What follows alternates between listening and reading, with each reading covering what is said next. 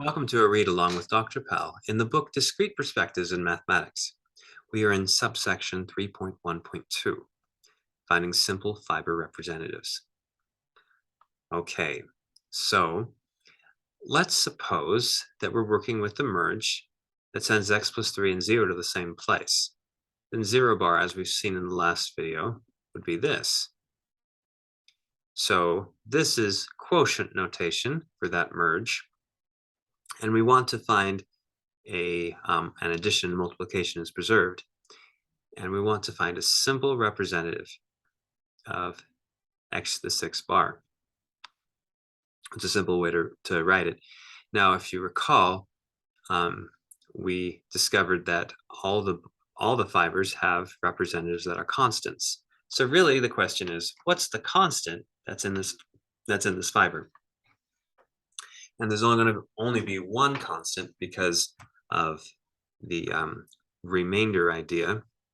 If we have different constants signify different remainders, but remainders are unique when we divide by x plus 3. Okay, so if we divide by x plus 3, polynomial division process, we'll get down to a remainder of 729. Now, there are simpler ways of doing this. Okay, but just for starters, we see 729. All right, that's the remainder. All right, polynomial division. And we end up getting that. So we know that x to 6 bar is equal to 729 bar. Now, let's recall perhaps the idea of synthetic division. We can get the same thing. This is the remainder. Now, synthetic division is the same as long division. It's the exact same. It's not really synthetic at all. It's real, just as well as this long division is. It's just a shortened version of writing down only what's important. Notice, if our main goal is to find the quotient and the remainder, there's some things that we can throw out. For instance, see when we subtract here, we're always getting zeros on those lines. So we don't have to really write those zeros down. Also, the coefficient of this x is 1. So when we take x divided into something like x into x to the 6, this is a 1 and a 1. We're just taking, notice that we just get a 1 here. And what about this -3? Well, 1 times -3 is -3, right? So we get that. In other words, what pops up right here, here, here, here, here, and here are all the things that happen up here, except maybe just shifted over a power of x. But still, they're all there. All those numbers are there. It's kind of nice. Notice how we have here we're subtracting as we go down, like x plus 3 into, like x plus 3 times what? So we look at leading terms. X times what is x to the 6? It's x to the 5th. And then we multiply and then we subtract. Well, now notice we don't really need to think about this x because we're only focusing kind of, the only important thing is what happens on these lines right here. Remember to ignore the zeros right there. So if we just had a 3 and we were subtracting, well, what if we just changed the sign of the 3 to negative and then added and just pushed everything right here up to the top? Don't write this top line because it appears down here. That's essentially what's happening here. So here, these are the coefficients. These are just coefficients of this dividend part, x to the 6. And then you have lots of zeros here representing coefficients as we go down in powers. And notice we drop the 1, just like we put that up, this up here, but we just have it down a power, coefficients. And then we change the sign. So we multiply. So we multiply these just like we multiplied here and then put down here and subtracted. But here, since we change the sign, we multiply and add. So here we multiply, add, multiply to get 9, add, multiply to get -27, add, multiply, to get 81 and add and so forth. And then finally we get the remainder in the end. That's using the synthetic division. All right, well still, that's the same as long division, kind of a long way. Yet, it was good to review synthetic division since sometimes it's very useful as we go along. Now, what about this idea right here? I mean, these red bars preserve multiplication. So can't we split it up like this and just figure out what x squared bar is? That's a little simpler to divide x plus 3 into x squared. Yes, and we can get 9. Right here is the remainder. Then we can have 9 times 9 times 9. Hey, that's nice. That's, and that's actually going to be 729. Well, we could have even done x bar if we wanted to, right? That's smaller. So we could have divided x plus 3 into x, which we didn't really write out. Instead, we just kind of wrote the result. X is equal to -3, the remainder, plus x plus 3. And you can check it. You know, those 3's cancel and just get x. So we have this nice idea. So x bar is just equal to -3 bars. So we could just throw in a lot of -3's in, multiply them together and get 729. So there are simpler ways of approaching this. Here's another example.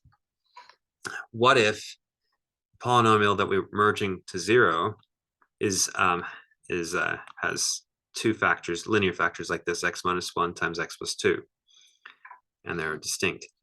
Now let's try to compute x to 6 bar.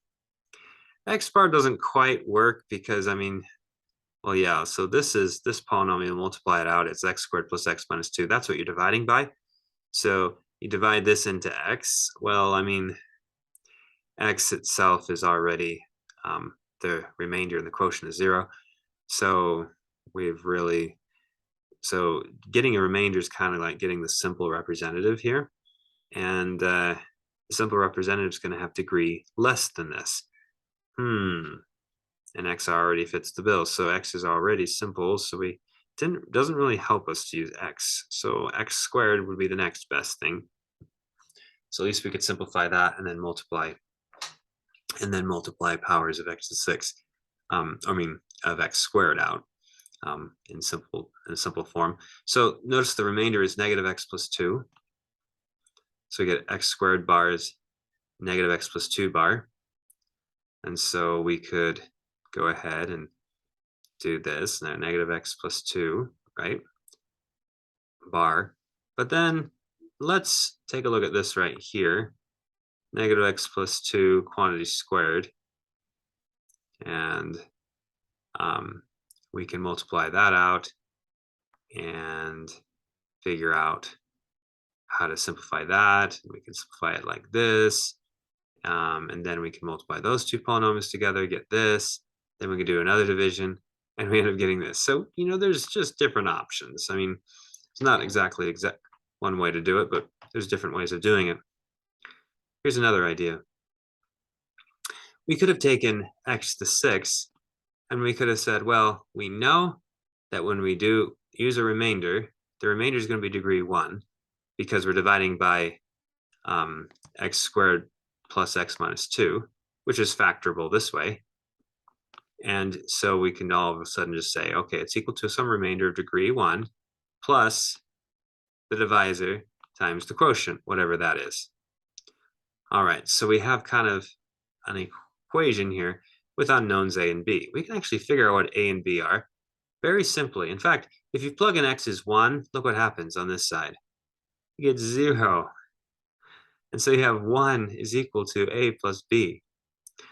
You can plug in -2, and you also get 0. And so you get -2 to the 6 is equal to a times -2 plus b, which is right here. So you have two equations, two unknowns. And solving them, you can figure out a is -21, b is 22. And that's actually fairly quick. So you can actually find the simple representative in such a way. Here's another one. All right. Let's try to find a simple representative of x to the n. Oh my goodness.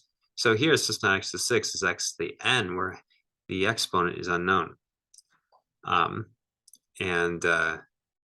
Let's even assume further that n is bigger than 3, all right? And we're in the quotient, this quotient. So x cubed is going to 0. All right. So we're going to think about x cubed as being 0. Well, actually, that should be fairly straightforward here, because what's x to the n? It's equal to this times x cubed, and you know that x cubed is in 0 bar, and so throwing in with bars and thinking about putting the bar over and replacing, you're going to get 0 bar again. So this one wasn't too bad. All right, that was a fairly straightforward. Actually, this is kind of nice then, because let's look at this case. What's a simpler way of writing this? Well, any power of x that's bigger than 3, guess what happens to it? It's 0. So this kind of quotient, which we call modding out by x cubed. So modding out by x cubed is nice. Powers of x cubed and higher fall out of the picture, and then we're just left with this. It's kind of a way of like truncating the polynomial, thinking about this kind of a quotient or merge. Let's look at another case, another example. Suppose that we have x to the n, where the exponent n again is arbitrary or unknown. Well, I mean, it's a counting number, perhaps, or and let's take a look at this and think we're in this quotient right here. All right, we were looking at that before, x minus 1 times x plus 2. Well, we can tackle this the same way we did at the end of the example with x to the 6. We can think of, since this is a quadratic, when we multiply it out, the remainder that we get for a simple representative is going to have degree 1. So we can figure out what that representative is, label as ax plus b, and we can throw different things in. We can plug in 1 because it makes this guy go 0 over here, and we get 1 is equal to a plus b. We can plug in -2, and we get another equation right here. So we can solve for a and b in this system, and we get this. Of course, it depends on n, but we still get a nice equation. In fact, this is what we get. X to the n bar is equal to this right here. It depends on n, has an x in it. Now, if we're dealing with powers of matrices, of square matrices, and we'll see this later when we're doing matrix multiplication and other things, and those have a lot of different applications for graphs and or other things, or sequences. And we're looking at that, and perhaps in a computation we need to compute x to the n in general and want to do it in a simple way. Well, this actually provides the simple way if we have the right merge to work with. So we can actually get a simpler formula for what the output of that would be. Let's look at another example. Let's suppose, and this is generic, x minus a constant r. Okay, and this is quantity squared, and that's our polynomial that we're modding out by or merging to 0. And let's suppose we want to figure out a simple representative of x cubed. How do we do that? Well, here, run through a synthetic division computation, all right, where I have x cubed, which is represented by the coefficients up here. And if we were to, and then we have, and basically all I'm doing is I'm actually dividing just by x minus r. I'm not dividing by x minus r squared, just by x minus r. So I just divide by x minus r once. So the 1 drops, multiply r, add, multiply r squared, add. Okay, so I have a remainder of r cubed, and then these are the coefficients. So it looks like this, remainder of r cubed, those are the coefficients, times x minus r is equal to x cubed. All right, so this is what happens when we divide by x minus r once. Now let's divide by x minus r again. Okay, so we did it once, that's what's here in black. Then, okay, this is what we have right now. And we're gonna, so which is this guy right here. And we're inside this, we're going to divide by x minus 1 r again. So what are we dividing by x minus r? We're taking this and we're dividing this by x minus r. Again, that is going to throw another x minus r in here in the factorization times something else. So that'll be nice. Let's work with that. Plus maybe a remainder and distribute and stuff, but it'll work out. Okay, so here we have this. We drop the 1, r, add 2r, multiply 2r squared, add 3r squared. Okay, so 3r squared is the remainder. Okay, so we get that this guy is the same as this. So let's throw that in to this step, all right? So we're going to replace this with what we got in the second division over here, this statement right here. So replace it with that. And then we can distribute the x minus r into here, into there. So we get x minus r squared. That's what we wanted for division. And x minus r also goes to the 3r squared plus r cubed. And it looks like, okay, so it looks like this is a polynomial multiple of x minus r squared. Now we know in this merge, this part will go to 0. So we're left with what's in red here, x minus r quantity times 3 times r squared plus r cubed. So this remainder, actually, let's take a look at it. It actually looks a lot like this. So this right here is f of r. Remember what f was, it's x cubed. So we stick r in, okay? And this one, well, look, this is like the derivative, right? 3r squared, that's the derivative of x cubed with r stuck in. And then we have times x minus r. This right here is like in a Calc 1 class, this is like the linear approximation of f at a particular point. So this is like the y value at that point, this is the slope, and this is the run away from the point. That's another way of writing it out. This is kind of interesting. So if we're merging x minus r squared to 0, then what we end up getting is every polynomial, no matter what it is, like f of x, right? We want to find its a simple representative. We just do this. We just say we just stick r in to f, and then we add that to the derivative of f, and then multiply times x minus r. This is the linear approximation of that. Now, if you've seen in a Calc 2 class, you actually take a function and you can write it out. You can write it out as a Taylor series centered at a particular point r, and this is kind of the beginning of that. But if you haven't seen that, then this is just another, you can just take this for what it is. Okay, let's take a look at example 6 here. All right, and it basically just does what we were just talking about. Okay, example 7. Okay, this kind of hints at Taylor series again. It's at a centered a particular value. So this plus this plus that. So how do you get, so notice what we're doing here, and I'll kind of write this out in case you haven't seen this before. So essentially, kind of what we're doing is we're going through powers of x minus r. So x minus r is 0, x minus r to the first, x minus r squared. And then right here, we're think about this as being like the 0th derivative, the first derivative, the second derivative. So this 0th derivative is the function itself, right? So take the 0th derivative and plug in r, and r is right here as well. First derivative and plug in r, r is right here as well. And this is the second derivative, and r is right here as well. But notice we're also dividing by 2. That's because we can kind of, here's just formulaically a way of thinking about it. 0 bar, or 0 factorial, 1 factorial. And this is 2 factorial. And in general, if we went another step, that would be f, the third derivative, evaluated at r, times x minus r cubed, all over 3 factorial, and so forth. So why is this nice? Well, let's see. Wait a minute.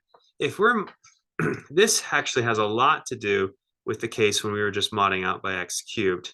Now we're modding out by x minus r cubed. So if we could rewrite a polynomial as terms of powers of x minus r instead of powers of x, notice that all the powers of x minus r that are bigger, that are 3 and bigger, they're all going to 0. They're all gone. So that actually gives us a nice representation or way of getting a representative, a polynomial representative in that fiber. A nice fiber representative. We just get this in the merge. So this is a kind of a nice technique. Let's look at just an example of this, though, just right here while we're here.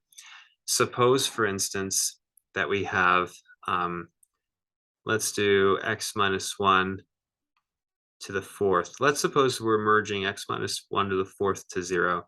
That means that 0 bar looks something like this. Okay, and I'll just do real numbers, that's fine. Okay, here's the quotient. All right. And okay, so that's the quotient. And let's suppose that we want to find a simple representative for something like, let's do a simple representative for something like x to the 5th plus 1. All right, let's find a simple representative for this. So what we do first of all is we think, okay, this is centered at 1, okay, because we have a 1 here. That's what we say. So what makes this guy 0 when x is 1? So so we think of this as f, and we start off by just plugging in 1 into f. That would give us 2, the constant. Now the next guy up will be, and maybe I should do this in reverse order or in the other direction. So the constant term will be a 2. Next, let's get, so the constant term is 2. Next, let's get what the x minus r term is. So we're going to have an x minus 1 to the 1st, and this is multiplied by the derivative of this. The derivative of x to the 5th plus 1 is 5x to the 4th. So we simply stick in 1 into that, we get 5. Aha. Then here, the next part, we're going to use second derivative. Second derivative, let's do second derivative, we're going to get 20x cubed. So we put in 1 into that, and we get 20. So we get 20, but we divide by 2 factorial. So it'd be 10 times x minus 1 squared. Okay, next, how do you get the next term? Now we're going to do this until we have, before we get to x minus 1 to the 4th, because x minus 1 to the 4th and all powers above are 0. So we just have to go to x minus 1 cubed. So we're going to have an x minus 1 cubed. And what do we write here? We're going to take the third derivative, so this was the first derivative, second derivative, third derivative is 60x squared. And then we're going to plug in 1 into it. So we're going to get 60, but then we're going to divide by 3 factorial, which is 6. 60 divided by 6 is 10. Okay, so plus that. So we end up getting, so this polynomial, when we right here, and you could even just leave it in this form, because it doesn't even make a difference if you write it in terms of powers of x or powers of x minus 1. I mean, it depends on what you're looking for, but powers of x minus 1 are just fine. Perfectly understandable. This would be a nice representative for x to the 5th plus 1 in this merge, if we're thinking of nice as having a degree less than 4. So a degree less than 4, so degree 3 representative of x to the 5th plus 1 is this. So these two polynomials would be the same in this merge, and this would be kind of the simpler one that you could get. And it all comes from this representation of this representation of the polynomial in powers of something else, which we can get using this basic procedure by taking so if we're at n, so this is 0, so suppose this is like n, and r over n factorial times x minus r to the nth power. So we can get this kind of basic procedure for what the different powers are going to be. And using that, we can get representatives in this way. Thanks for watching.